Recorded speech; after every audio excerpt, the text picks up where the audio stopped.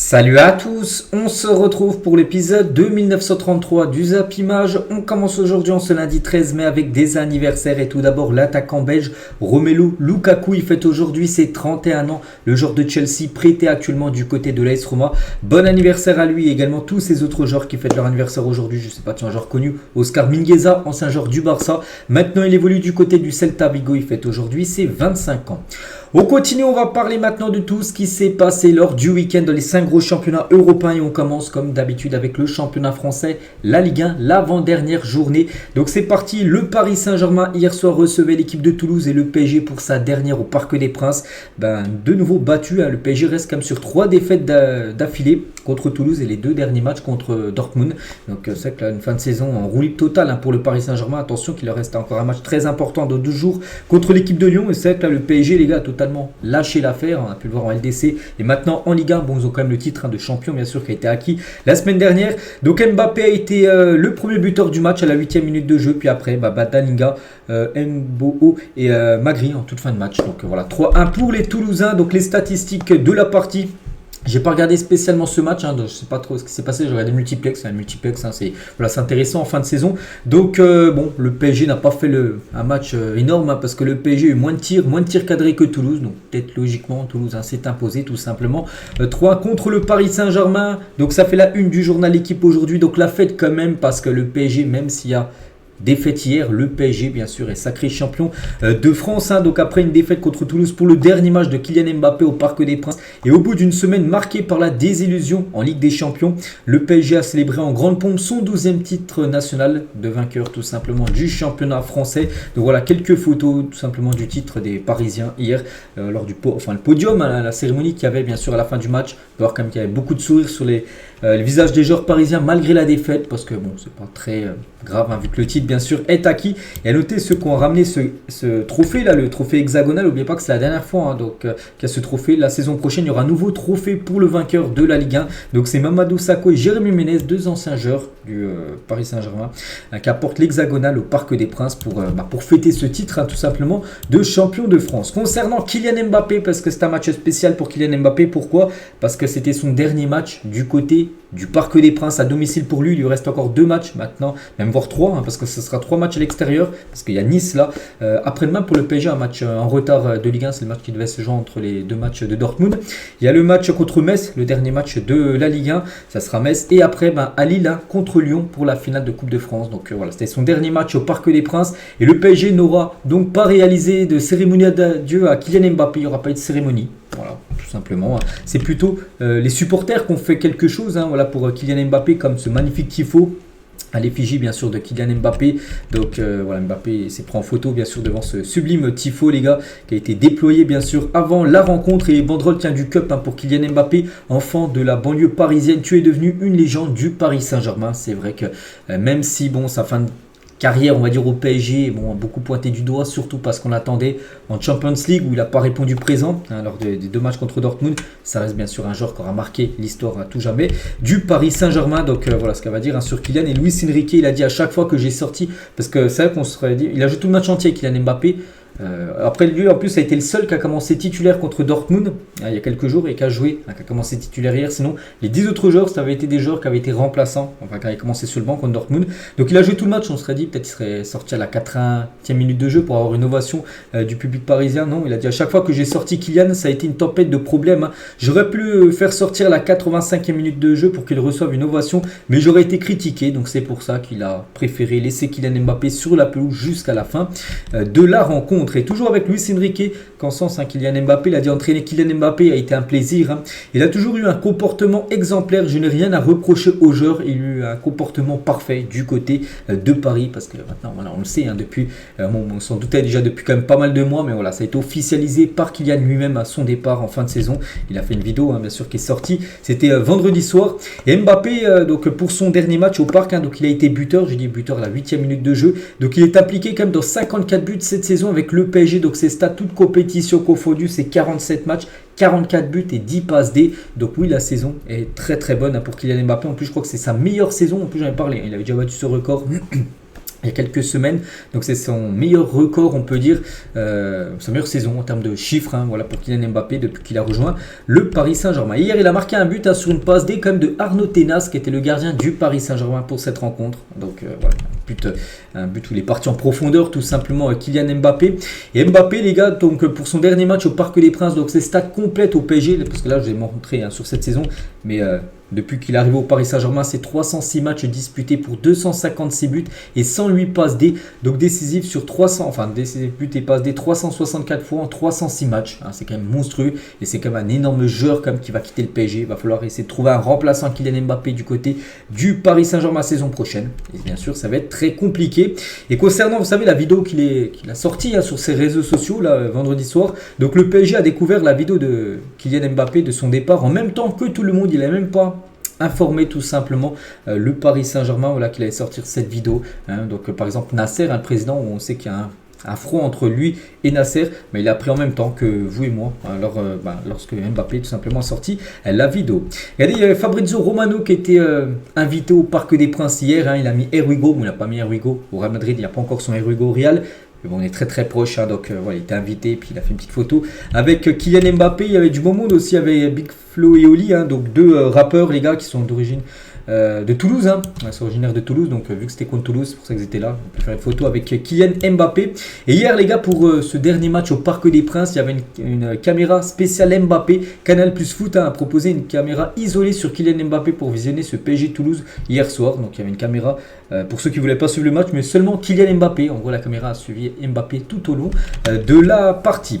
On continue, il y a un autre joueur aussi qui a annoncé officiellement son départ après Mbappé, c'est Keylor Navas qui annonce son départ du Paris Saint-Germain.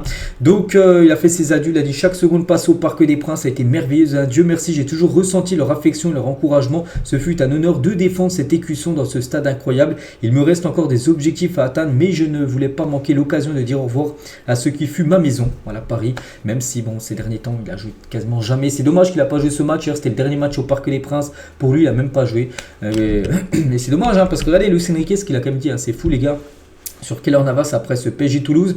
Je ne savais même pas que c'était son dernier match au Parc des Princes, il pensait qu'il avait encore un contrat, voilà, donc il n'était même pas renseigné, Luis Enrique, parce que peut-être il aurait su que c'était son dernier match, peut-être il aurait mis titulaire, parce que hier c'est même pas Donnarumma qui a gaulé, c'est Arnaud Tenas, en espérant que peut-être le match contre Nice ou contre Metz, avant la Coupe de France, Coupe de France ça sera bien sûr Donnarumma qui devrait gauler, au moins qui gaule un des deux derniers matchs là, de championnat on peut dire, avec Keylor Navas avant son départ. Il y avait aussi le départ du speaker du PSG, donc qui est là depuis 1998, il s'agit de Michel Montana, animé hier soir son dernier match au Parc des Princes, c'est lui qui fait les compos, tout ça, qui annonce les buteurs, donc c'est la dernière fois en gros qui faisait son métier en gros de speaker du côté du parc, donc 26 ans après, il officiait ce dimanche pour son dernier match, et Marquinhos emmenait avec lui Michel Montana, les gars, speaker historique du PSG pour soulever bien sûr le trophée de champion de France. Donc il sera remplacé les gars par Franck Bargine, donc c'est le speaker de l'équipe de France tout simplement qui va remplacer Michel Montana en tant que nouveau speaker du PSG, donc peut-être il va faire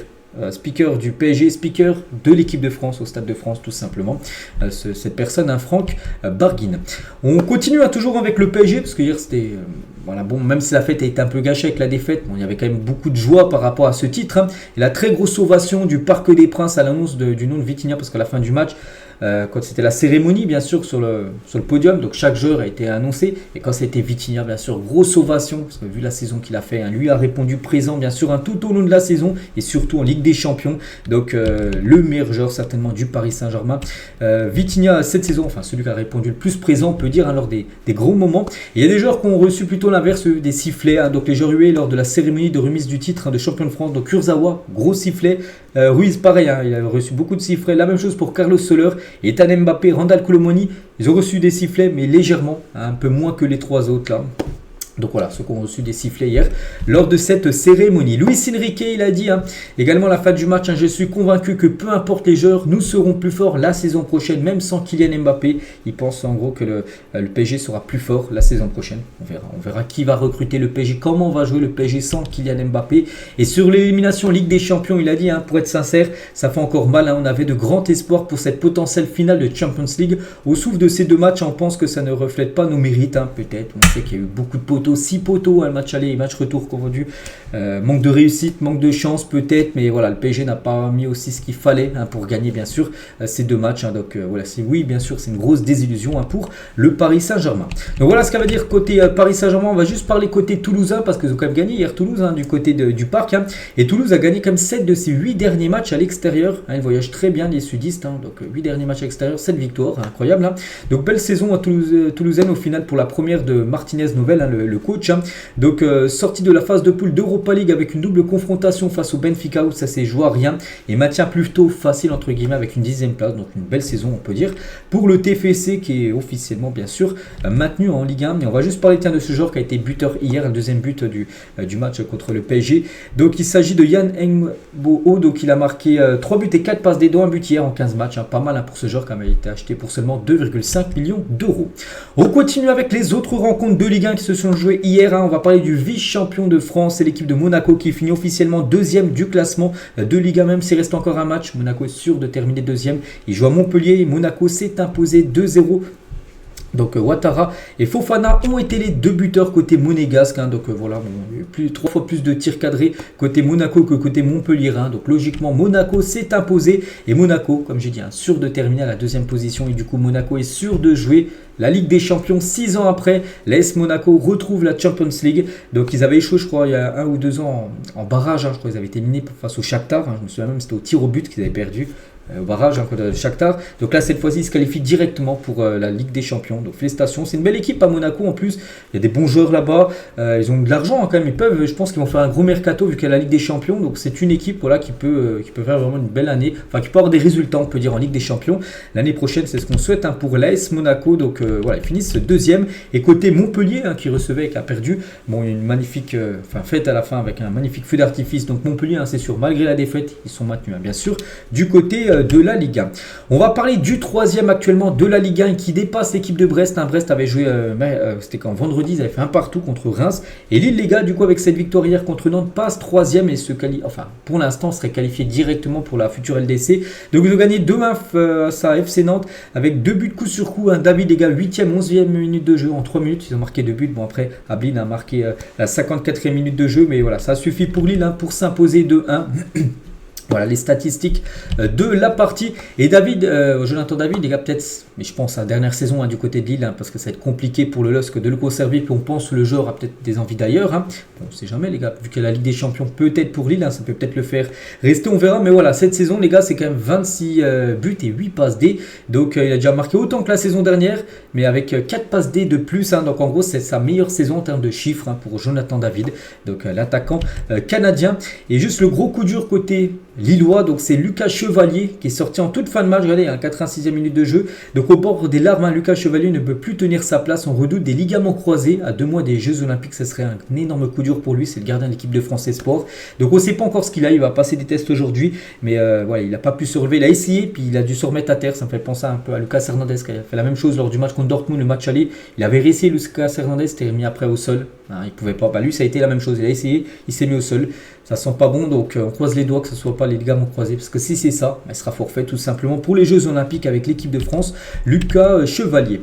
Et concernant le coach lillois Paulo Fonseca sur son avenir, n'oubliez pas qu'il est en fin de contrat dans 1 mois et 17 jours du côté de Lille. Il a dit: je déciderai après le dernier match. Donc Lille joue un match, je ne sais pas c'est contre qui la semaine prochaine, enfin en fin de semaine, dimanche prochain, et après il décidera s'il restera, prolongera ou s'il quittera cette équipe de Lille. N'oubliez pas qu'il est pisté énormément par l'Olympique de Marseille. Et côté Nantais, donc Nantes a perdu, je dis Nantes a perdu 2-1 lors de ce match et de nouvelles défaites. Et c'est historique, les gars, pour une équipe en Ligue 1. Donc record 9 défaites consécutives à domicile pour le FC Nantes, du jamais vu dans l'histoire de la Ligue 1. Il y avait 3 équipes avant qui étaient à 8 défaites. Je ne sais plus c'était qui les équipes, j'en ai parlé il y a quelques jours. Et bien maintenant ils sont à 9, ceux qui ont le record tout seuls, les gars, de 9 matchs d'affilée à domicile en perdant. Donc voilà, terrible pour le FC Nantes. Mais Nantes, les gars, c'est quand même fou. Ils sont maintenus, ils sont officiellement maintenus. Voilà, parce que les équipes derrière eux ont fait des mauvais résultats hier, donc ils sont sûrs de rester en Ligue 1. Mais voilà, 9 défaites d'affilée, il va falloir absolument rectifier ça pour le FC Nantes pour la saison prochaine. L'Olympique de Marseille jouait contre le FC Lorient et l'OM, donc ça se passe plutôt bien cette saison à domicile. Ils ont battu l'équipe de Lorient 3-1 avec un doublé d'Aubameyang et un but de Gigot contre un but de Benjamin Mendy, c'est un joueur de l'OM. Côté lorientais, donc parfait pour l'Olympique de Marseille qui se rachète de la correction qu'ils ont pris du côté de Bergame il y a quelques jours. Donc les statistiques du match, 4 tirs cadrés, 3 buts pour l'OM. Voilà, quand tu as un OM comme ça efficace, c'est pas mal, parce que l'OM a eu comme quelques occasions, enfin surtout une grosse Ndiaye contre l'Atalanta qu'ils ont mis à côté. Et quand tu marques tes occasions. Et voilà, ça, bien sûr, au tableau d'affichage, ça fait la différence. Et Aubameyang, les gars, cette saison avec l'OM, donc championnat, Coupe d'Europe, tout, Coupe de France, c'est 49 matchs et 29 buts et 11 passes D, les gars. C'est incroyable. Donc je crois l'ancien joueur sur sa première saison, le meilleur buteur, dès sa première saison, c'est Drogba qui avait marqué 32 buts. Et c'est un record du côté de l'OM par rapport à un joueur qui vient d'arriver en termes de buts inscrits. 32 buts pour Drogba, il y a pas mal d'années. Et Aubameyang est à 29 buts. Il a 3 buts du record de Drogba. Donc il fait une énorme saison, on peut dire. Pierre-Emerick Aubameyang. Et Ghislain Printemps, donc l'adjoint de Jean-Louis Gasset sur X, il a dit: vous méritiez beaucoup plus. Désolé, on comprend votre colère. Mais merci le Vélodrome pour ces soirées magnifiques. Une force inestimable. Un soutien énorme, magique. Terminons avec dignité. Là où nous avons souvent fauté. Donc à l'extérieur, on sait que l'OM à domicile, ça se passe plutôt bien, mais c'est à l'extérieur où Marseille a beaucoup floppé cette saison, il le dit. Donc voilà, parce que Ghislain Printemps, il est avec Gasset, et Gasset, vous savez, en fin de saison, il va quitter l'OM. Donc voilà, c'était le dernier match de Gasset, on peut dire, même de Printemps, son adjoint, du côté du Vélodrome. Et c'est vrai que les supporters n'étaient pas contents, malgré la victoire. Ça, c'était des banderoles avant le match, parce qu'il y a une élimination entre Bergame avec un match où Marseille n'a pas du tout existé. Une énième désillusion en Coupe d'Europe, ou même en championnat, où Marseille est loin quand même. Donc pour conclure cette saison, direction, joueurs, staff, respectez ce blason ou cassez-vous. Voilà. Banderole fort, il n'y a pas que ça là, il y en a eu plein d'autres, mais voilà, une par exemple de la part des supporters marseillais aux joueurs ou à la direction tout simplement de l'OM.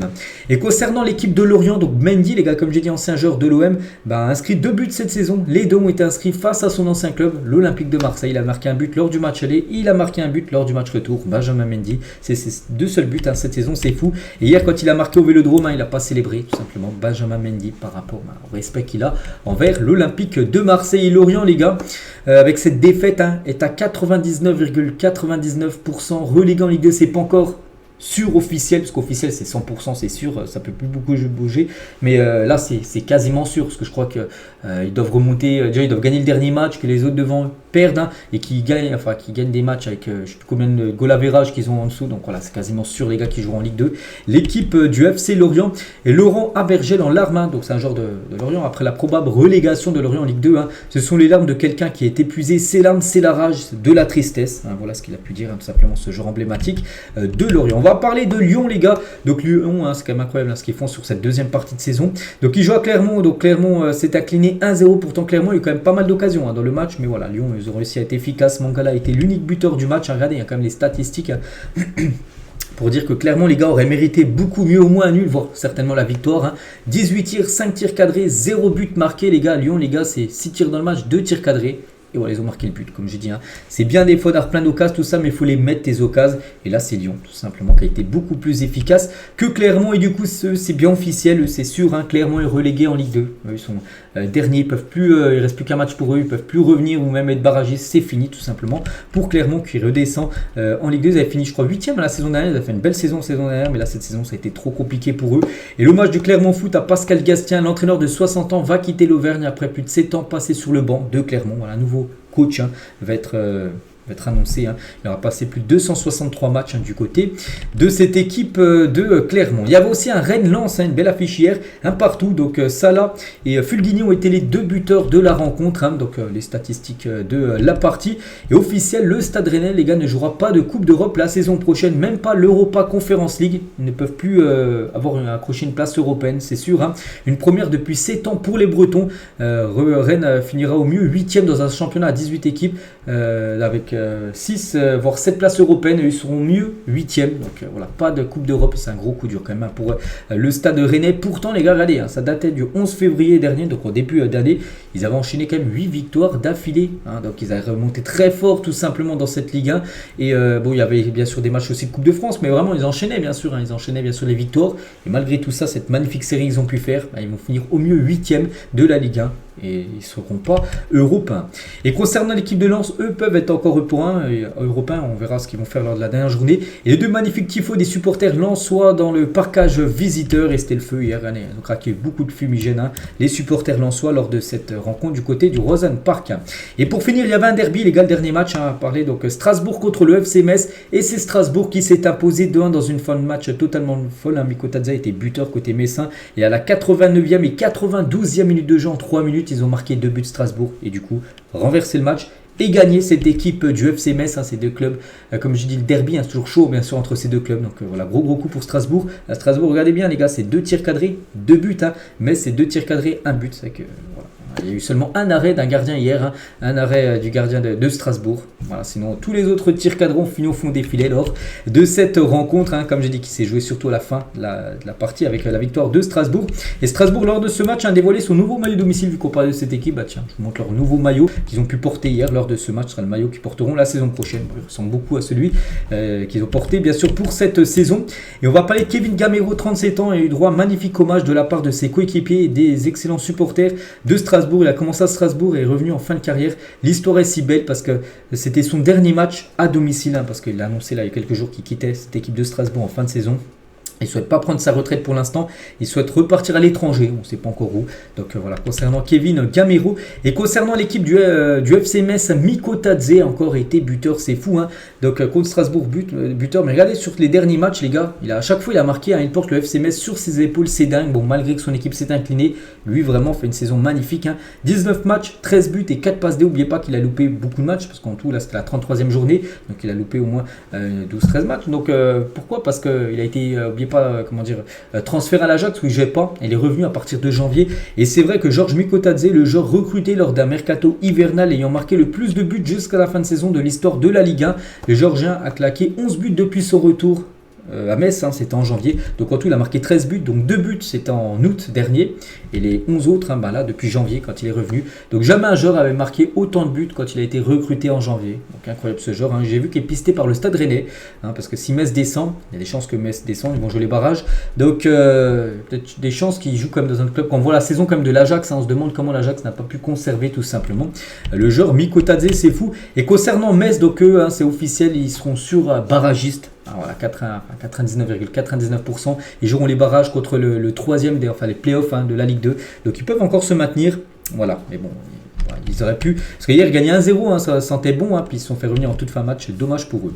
Du coup, tous les résultats de cette 33e et avant-dernière journée de ce championnat de Ligue 1. Donc il y avait aussi 2 autres matchs, Brest-Reims, un partout, Nice, Le Havre. On n'a pas parlé, on a parlé samedi vu que les matchs ont lieu vendredi. Donc les meilleurs joueurs de cette semaine, de cette 33e journée de Ligue 1, l'avant-dernière, avec David, auteur d'un doublé, Cherki les gars. Il y a Cluj, le joueur de l'AS Monaco. Il y a Youssouf Fofana qui a été buteur contre Montpellier hier avec Monaco. Ou par exemple, je sais pas, Chevalier qui est sorti sur blessure en toute fin de match, mais il a fait un gros match avec Lille hier contre Nantes. Donc voilà, c'est tous les meilleurs joueurs. À noter aucun joueur du PSG, qui a perdu. Le Paris Saint-Germain plutôt logique, mais là il y a bien un joueur du PSG parmi les meilleurs buteurs de la Ligue 1 avec Mbappé, 27 buts avec un but de plus, 27 buts pour Kylian Mbappé. David les gars avec un doublé, 19 buts.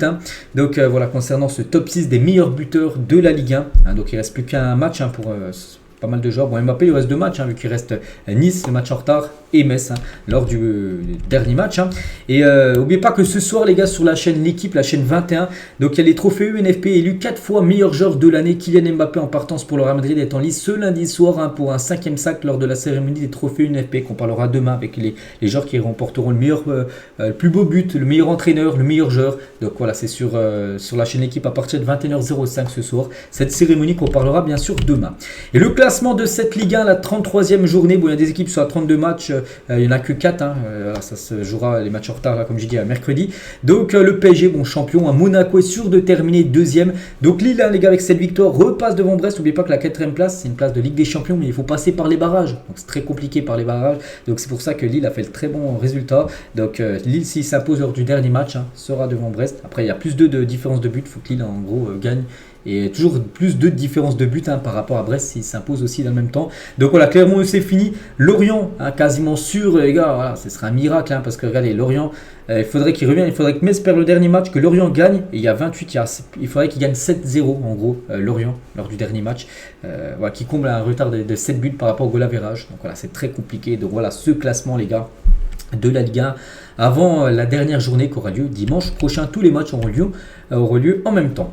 On bascule cette fois-ci sur la Première Ligue et on va parler de ce qui s'est passé hier. On commence avec cette très belle affiche Manchester United contre l'équipe de Arsenal. Et Arsenal s'est imposé 1-0. Leandro Trossard, l'unique buteur du match à la 20e minute de la rencontre. Donc parfait bien sûr pour Arsenal. Les statistiques de la partie. Donc Arsenal plus efficace, 5 tirs cadrés, 1 but. Manchester eu des tirs, 14 tirs mais seulement 2 tirs cadrés, 0 but marqué. Donc Arsenal, les gars, on peut dire l'espoir en sursis pour Arsenal. Toujours leader, mais ils ont un point de plus sur l'équipe de Manchester City. Mais City a un match en plus à jouer. Donc voilà, City joue son match en retard demain contre Tottenham. Donc Arsenal, qui déteste Tottenham, soutiendra Tottenham demain. Parce que voilà. Sinon, si Tottenham demain s'incline contre City, tout se jouera lors de la dernière journée. Voilà, donc c'est pour ça qu'Arsenal demain sera derrière bien sûr Tottenham pour essayer que Tottenham batte bien sûr l'équipe de City. Mais voilà, Arsenal s'est bien imposé hier et il fallait de toute façon s'imposer pour eux. Et record pour eux, jamais Arsenal n'avait gagné 27 victoires sur une saison de Première Ligue. Voilà, jamais dans leur histoire ils avaient gagné autant de matchs. C'est désormais chose faite et peut-être avec même ce nombre de victoires fou, ils vont peut-être même pas remporter le championnat. C'est quand même fou pour cette équipe des Gunners. On va parler de Leandro Trossard parce que c'est lui qui a marqué l'unique but, on peut dire, du match. Et son 12e but comme de la Première Ligue. Enfin, cette saison, c'est pas mal. Surtout que ce joueur avait été acheté, souvenez-vous, pour environ 25 millions d'euros. Ça reste bien sûr une somme élevée, mais voilà, pour un très bon joueur comme lui, 25 millions d'euros, 12 buts, c'est quand même pas mal. C'est quand même un gros coup réalisé, on peut dire, par les Gunners.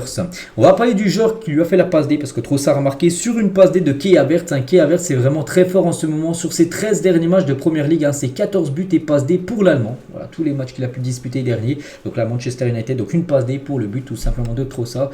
Donc c'est vrai que Kai Havertz actuellement c'est pas mal, c'est même très très bien. Et Kai Havertz, regardez, lors de ses 3 dernières saisons du côté de Chelsea, il a fait 7 passes D, mais sur 3 saisons.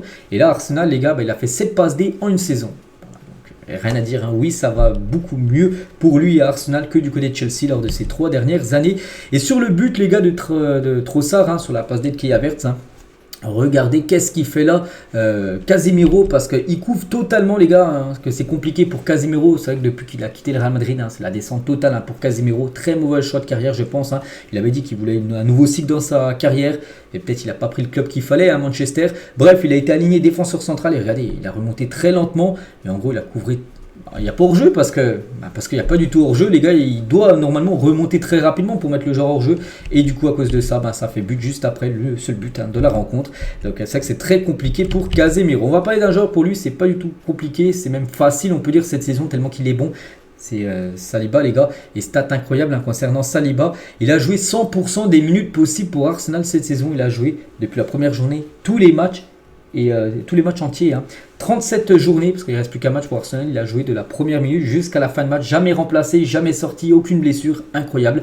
Plus qu'un match pour le perfect cette saison, de jouer 38 matchs, les 38 matchs en entier, incroyable quand même Saliba. Et surtout les gars, il joue parce qu'il est bon. Voilà, 98 ballons touchés hier contre Manchester, 76 passes, 4 tacles, 3 interceptions, 7 duels remportés sur les 7 qu'il avait à faire. Match exceptionnel de la part de Saliba. On espère, les gars, dans 3 jours, jeudi, là, il y a la liste de Deschamps. Il a intérêt de l'appeler, les gars. Deschamps, il a intérêt même de le mettre quasiment, pour moi, ça doit être quasiment un titulaire de l'équipe de France. Voilà, Saliba, au vu de la saison qu'il est en train de faire avec l'équipe de Arsenal. Côté Manchester, donc eux, c'est catastrophe Manchester. Record pour la première fois de son histoire, Manchester United concède à 14 défaites sur une saison de Première Ligue. Voilà, jamais ils avaient perdu autant de matchs sur une saison de Première Ligue depuis la création du club. Ça fait beaucoup d'années. Donc une saison catastrophique, les gars, pour Manchester United. On va juste parler d'un joueur, Anthony, les gars. Rentre en jeu, regardez les gars, sa tête Anthony, hein, il entre en jeu à la 68e minute de jeu, donc c'était mené à 0, hein, donc il est rentré en jeu, on a l'impression qu'il a été déterminé, bon, il n'a rien fait, hein, vu que bien sûr son équipe n'a pas marqué. Et juste pour parler du stade où s'est joué le match Old Trafford, hein, parce que ça a commencé sur un beau soleil, puis après c'est tourné à l'orage avec une grosse pluie, et regardez les gars, il y a d'énormes... Enfin, il y a des problèmes du côté d'Old Trafford, les gars, parce qu'il y a des sacrées fuites, les gars. Regardez, ça tombait là même pas sur la pelouse, ça tombait sur les visiteurs, bon, heureusement, enfin sur le public en gros qui n'était plus là parce que c'était à la fin du match. Donc il y a des travaux à faire, hein, du côté de ce stade d'Old Trafford, hein, qui commence bien sûr à être ancien. On va parler de Manchester City qui joue contre Fulham, hein. C'était samedi en début d'après-midi et City sans souci 4-0. Vardiol doublé, Foden buteur et Alvarez buteur. Donc voilà, un match à sens unique pour Manchester City. Regardez-moi ces statistiques les gars. 16 tirs, 9 tirs cadrés, 4 buts les gars. Fulham les gars, c'est un tir dans le match. Un tir cadré, donc ils n'ont pas marqué. Ils n'ont pas vu le ballon. Voilà. Bon, City a été tout simplement trop fort. Et c'est vrai que Fulham City, les gars, à chaque fois, c'est City qui s'impose, hein. Les 16 derniers matchs entre City contre Fulham, que ce soit Fulham ou City, 16 victoires d'affilée de City sur Fulham. C'est leur proie favorite, hein. Aucune équipe n'a connu une séquence de victoires plus longue contre un autre club dans l'histoire du football anglais compétitif. Donc, jamais c'est arrivé, hein, 16 victoires d'affilée en Angleterre, 16 victoires toutes compétitions confondues, City le fait sur l'équipe de Fulham. Donc Phil Foden a été buteur, hein. 25 buts et 11 passes D en 50 matchs cette saison. Il sera certainement élu en fin de saison le meilleur joueur de la première ligue, hein, Phil Foden. Encore un but pour lui. On va parler aussi de Vardiol, qui a un doublé pour Vardiol, hein. Il a marqué quand même 5 buts sur ses 7 derniers matchs pour le défenseur croate, hein. Et c'est pas mal les défenseurs, les gars, encore doublé pour lui. Et ça, regardez, il y a cette saison en première ligue, donc 4 buts. Donc là, je dis 5 buts sur ses 7 derniers matchs. Mais n'oubliez pas que là, c'est seulement en PL. Il a marqué, je me souviens, contre le Real, hein, souvenez-vous. C'était lors du match aller en quart de finale. Bref, donc lui en première ligue, les gars, c'est 4 buts, une passe D en 26 matchs et défenseur. Et Anthony, tiens, qu'on parlait tout à l'heure, qui était déterminé. Donc lui 28 matchs, donc 2 matchs de plus que Vardiol, mais seulement un but et une passe D. Alors qu'il joue attaquant, alors que Vardiol joue défenseur, il a des meilleurs stats en termes de buts inscrits. On va parler de Kevin De Bruyne parce que De Bruyne a délivré de nouveau une passe décisive lors de ce match. Il monte son total à 111 passes D et il égale un certain Fabregas, 111 passes D. Voilà pour Fabregas, et De Bruyne revient sur ce Fabregas, hein. Il reste plus que Ryan Giggs, les gars, qui est le meilleur passeur de l'histoire de la première ligue. Donc encore très loin devant avec 162 passes D, mais c'est vrai que si De Bruyne restera encore, je sais pas, 4-5 ans, je sais pas, peut-être pas autant de temps, mais voilà, il pourrait bien sûr se rapprocher bien sûr de Ryan Giggs, mais voilà, il reste quand même 50 passes D à faire, hein, c'est quand même énorme.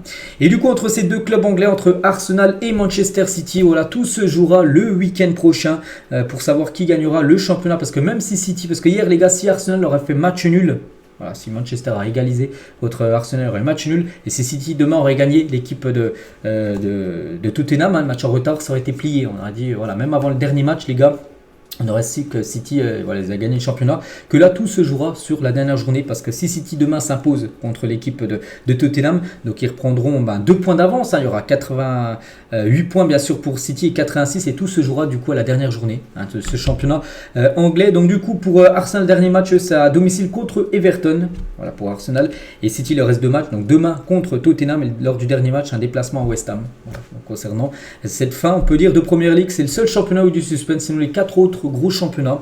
Enfin, voilà, on sait déjà qui, bien sûr, est champion de chaque pays. On va parler de Chelsea qui joue à Nottingham Forest. Victoire de Chelsea 3-2. Mudryk, Sterling, Nicolas Jackson ont été les 3 buteurs. Notez que au but coup sur coup, hein, Sterling 80e et Jackson 82e minute de jeu. Donc ça a filé les buts. Hein, donc félicitations à l'équipe de Chelsea qui finit fort. Elle a gagné 5-0 il y a quelques jours, je crois, contre West Ham. Ils ont gagné 3-2 là. Donc tant mieux. Ils vont peut-être accrocher l'Europa Conference League ou... Bon, ça m'étonnerait l'Europa League, mais Europa Conference League, au moins ils pourraient jouer une compétition européenne, ce serait plutôt pas mal.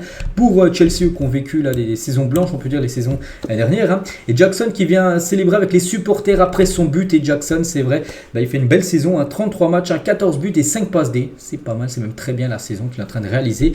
Nicolas Jackson, l'ancien joueur de Villarreal.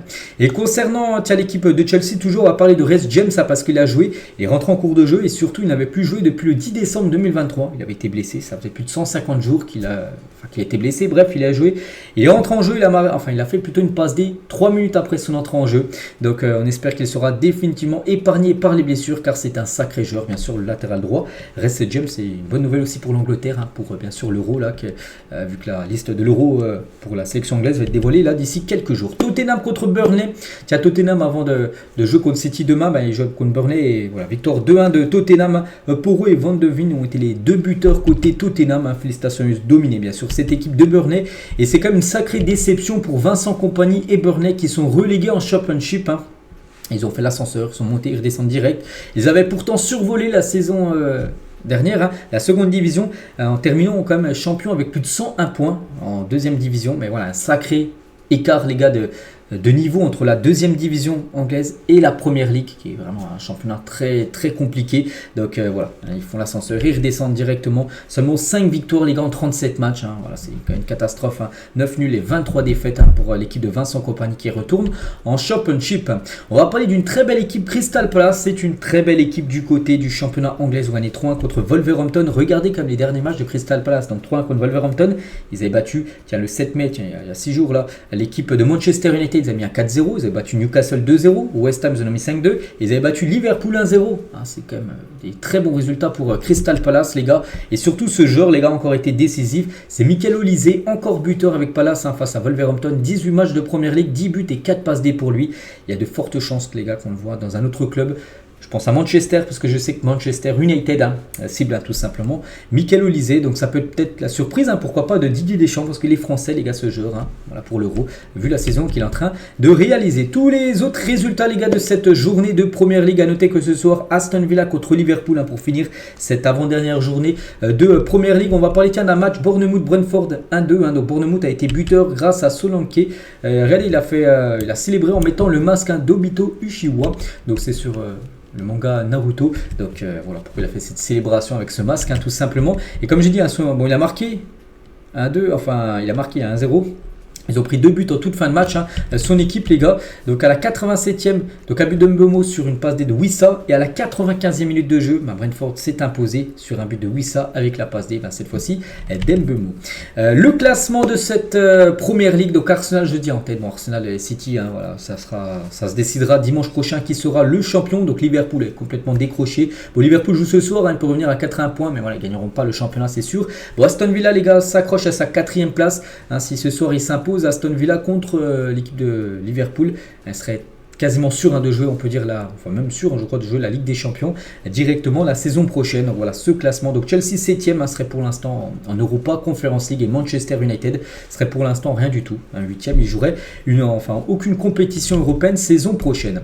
Et on va juste parler de Sheffield les gars. Regardez, hein, on voit toutes les stats, donc 35 buts marqués, mais surtout 101 buts concédés. Ils ont passé la barre des 101 buts concédés. Il reste encore un match, hein, pour Sheffield United qui est relégué bien sûr en 2e division.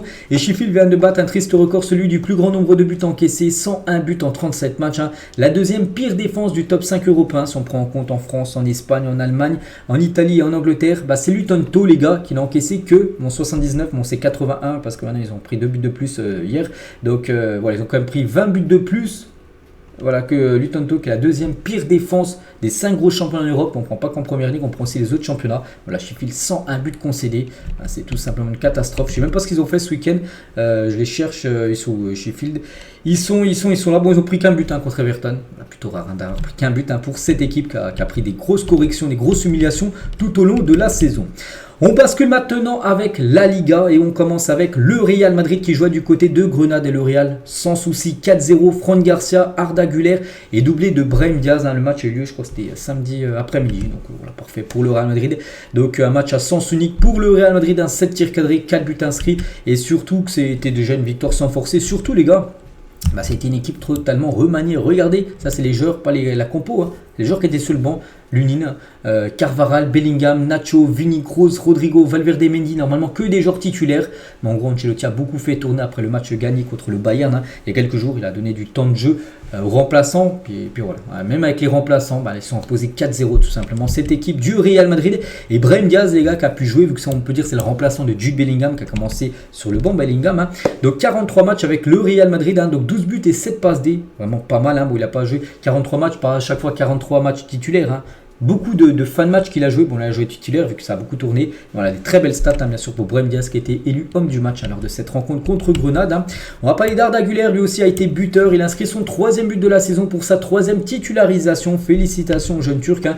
Et Arda Güler en Liga cette saison, c'est 3 buts en 7 matchs disputés. Et si on compare avec Lamine Yamal, donc Lamine Yamal, c'est seulement un but de plus, mais en 33 matchs disputés, en 4 fois un match de plus que Arda Güler. Donc on peut voir voilà, que si on prend le ratio en termes de buts inscrits et minutes jouées, Arda Güler a des meilleurs stats tout simplement que Lamine Yamal. Grenade les gars, Grenade qui a perdu contre le Real 4-0, Grenade c'est fini. Hein. Il va absolument s'imposer pour rester en première division et relégué du coup en Liga 2, hein, vu qu'ils ont perdu lors de cette rencontre. Hein. Et Grenade les gars a été relégué donc il y a 2 heures, mais le club a quand même offert une aide d'honneur au Real Madrid pour avoir remporté le titre de la Liga. Ils ont fait une ode d'honneur, hein. C'est le Pasillo qu'on appelle, hein, voilà, du côté de l'Espagne, voilà, pour féliciter le champion tout simplement cette équipe du Real Madrid, parce que hier les gars, donc le match contre Grenade a eu lieu samedi, mais dimanche matin hier, aux alentours des midi les gars, donc il y avait une parade du bus, je l'ai dit ces derniers jours les gars, du côté des rues de Madrid. Donc voilà quelques photos, on peut voir Carlo Ancelotti, on peut voir les joueurs, les joueurs les plus titrés là, du côté du Real Madrid, avec Toni Kroos, avec Modric, Nacho et Carvajal, hein, qui sont à 25 trophées si ces 4 joueurs là remportent la Ligue des Champions.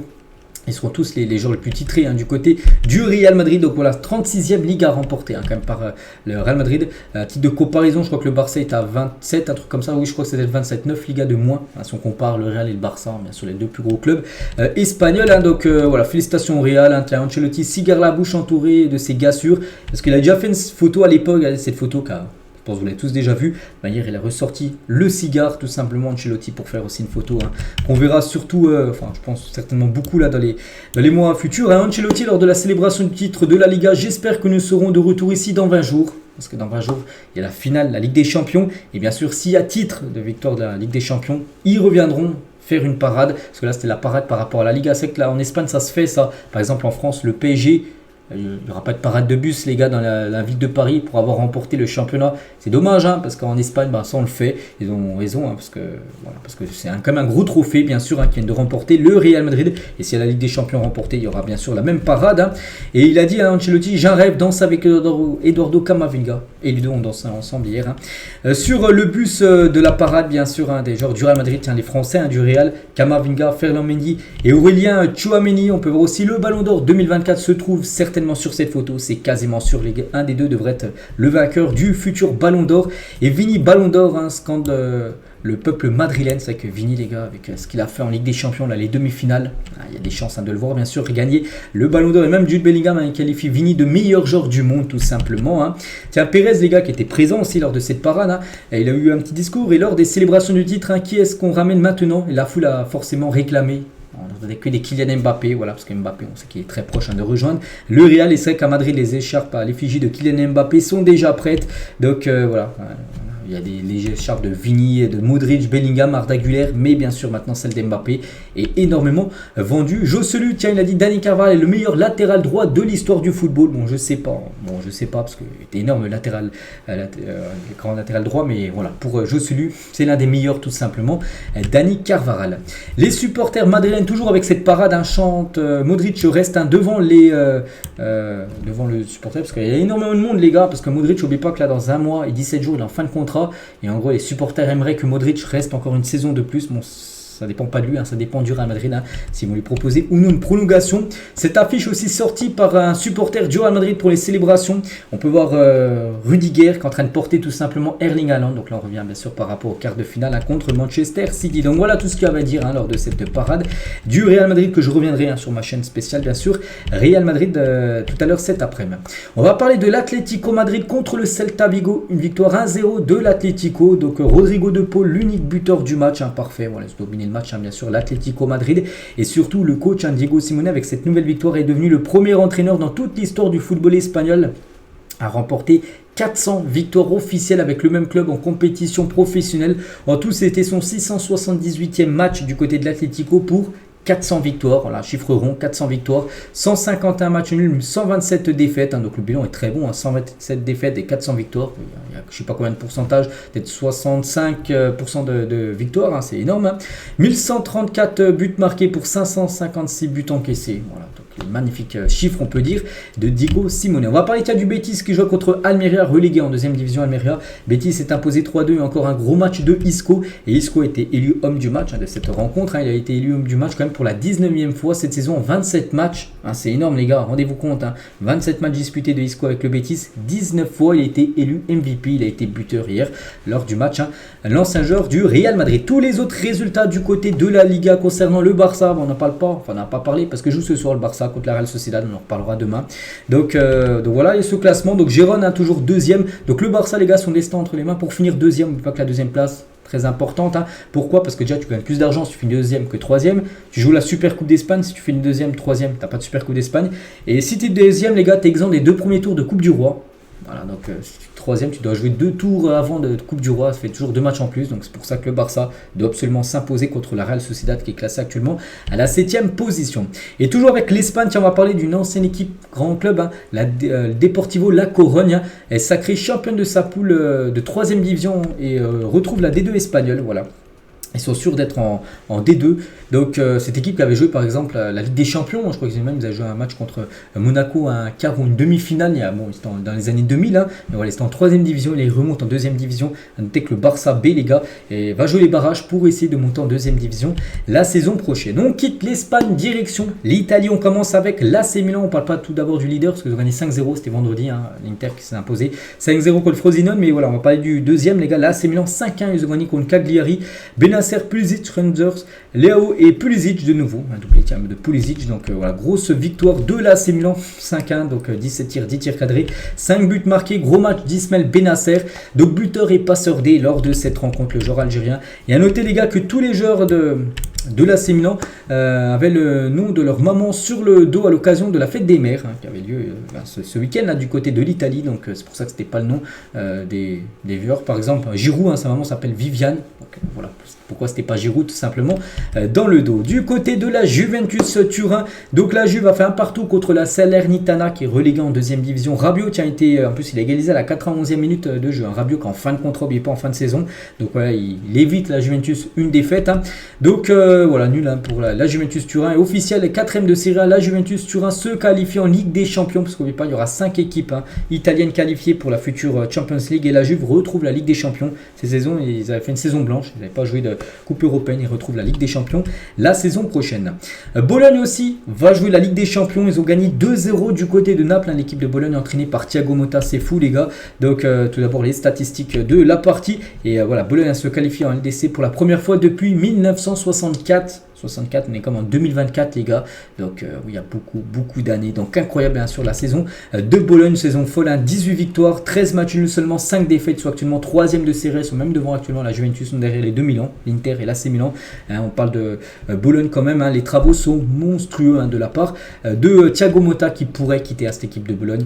Je sais qu'il y a l'AC Milan et la Juve qui le ciblent pour la saison prochaine. Il y avait une belle affiche également, l'Atalanta qui a mis un 3-0 à Marseille il y a quelques jours, il recevait l'AS Roma, et l'Atalanta s'est imposé 2-1 lors de cette rencontre. Donc parfait bien sûr pour l'équipe de Bergame. Ça aurait pu être la finale de l'Europa League. Bon, on sait que l'AS Roma a été éliminé par le Bayer Leverkusen. Et la Lazio s'est imposé 2-0 contre Empoli. Du coup, tous les résultats du côté de cette Serie A. 2 matchs ce soir, Lecce Udinese et la Fiorentina contre Monza. On parlera bien sûr de ces 2 matchs demain. Et le classement, donc l'Inter, voilà, c'est déjà championne depuis quelques jours. Donc l'AC Milan, bon, l'AC Milan il ne reste plus que 2 matchs à jouer. L'AC Milan est sûr de terminer, oui, à la 2e position. Bon, après Bologne, Juve et l'Atalanta, bien pas la 5e place, même si là on peut voir que du vert, on va même rajouter la 5e place en vert, parce qu'elle sera bien qualificative pour jouer la future Ligue des Champions, cette 5e place du côté de l'Italie. Et on finit avec le dernier championnat, le championnat de Bundesliga, le championnat allemand, et on commence avec le leader, le Bayer Leverkusen qui joue contre Bochum, et 5-0 pour Leverkusen. Bon, après ils ont pris un rouge Bochum dans tout le début de match, mais même s'ils n'auraient pas pris de rouge, on sait que Leverkusen au-dessus de tout le monde.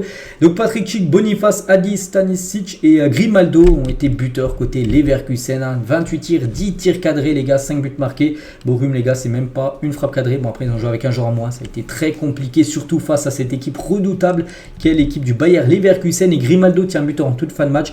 Et latéral gauche, 12 buts et 19 passes dès cette saison. N'oubliez pas que ce joueur est arrivé quand même pour 0 € libre de la part du Benfica l'été dernier. Et du coup c'est le 50e match d'affilée sans perdre pour l'équipe du Bayer Leverkusen. Ça y est, on part un chiffre symbolique, le 50 matchs d'affilée, c'est fou les gars ce qu'est en train de réaliser le Bayer Leverkusen, 41 victoires, 9 matchs nuls, 0 défaite depuis le début de la saison. Tout simplement, il ne reste plus que 3 matchs à jouer cette saison pour faire une saison sans perdre, hein.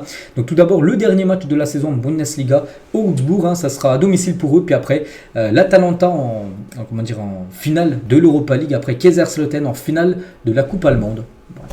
Voilà, peut-être le match le plus compliqué, je pense, ça sera quand même l'Atalanta. Mais voilà, il y a des chances, les gars, que Leverkusen fasse une saison tout simplement historique, hein. Et c'est vrai que Leverkusen, comme j'ai dit, hein, ça fait longtemps qu'ils n'ont pas perdu, plus de 50 matchs. Et c'est vrai que leur dernier match perdu, c'était face à Bochum. Tiens, l'équipe qu'ils ont perdu hier 5-0.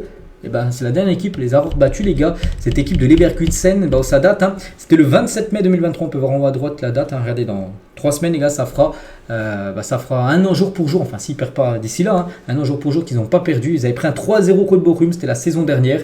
Donc voilà, ça va bientôt faire un an qu'ils n'ont pas perdu, hein. Leverkusen, c'est fou. Le Bayern Munich contre Wolfsburg. Le Bayern s'est imposé 2-0. Donc Goretzka et Zvonarek ont été les 2 buteurs du match, hein. Donc Harry Kane n'a pas marqué. Seulement 5 tirs dans le match, hein, pour le Bayern Munich, les gars. Très peu tiré, 10 tirs en tout dans pour les deux équipes, hein. Vraiment un match peu spectaculaire. Bon, c'est le Bayern Munich qui a fait la belle opération. Et le jeune Lovro Zvonarek, un joueur que je pense que personne connaît, il a 19 ans, il est croate, buteur après seulement 4 minutes après sa première titularisation avec le Bayern Munich, hein. Donc il est arrivé pour seulement 1,8 million d'euros de Croatie à l'été 2022. Donc il a joué toujours avec l'équipe B, hein, l'équipe réserve, hein. Et voilà, il était rentré 3 fois en cours de jeu avec le Bayern. Cette fois-ci, il a commencé titulaire et il a marqué son premier but du côté du Bayern Munich. A noter aussi que le Bayern a rendu hommage à Bounassar, 32 ans, qui quittera le club libre à l'issue de la saison. Il est en fin de contrat, il n'est pas prolongé, donc il n'aura pas vraiment beaucoup joué avec le club allemand, hein, souvent sur le banc. L'ancien Marseillais aura rempli son armoire à trophées, pas mal de trophées, même si cette saison c'est une saison blanche, hein, pour le Bayern.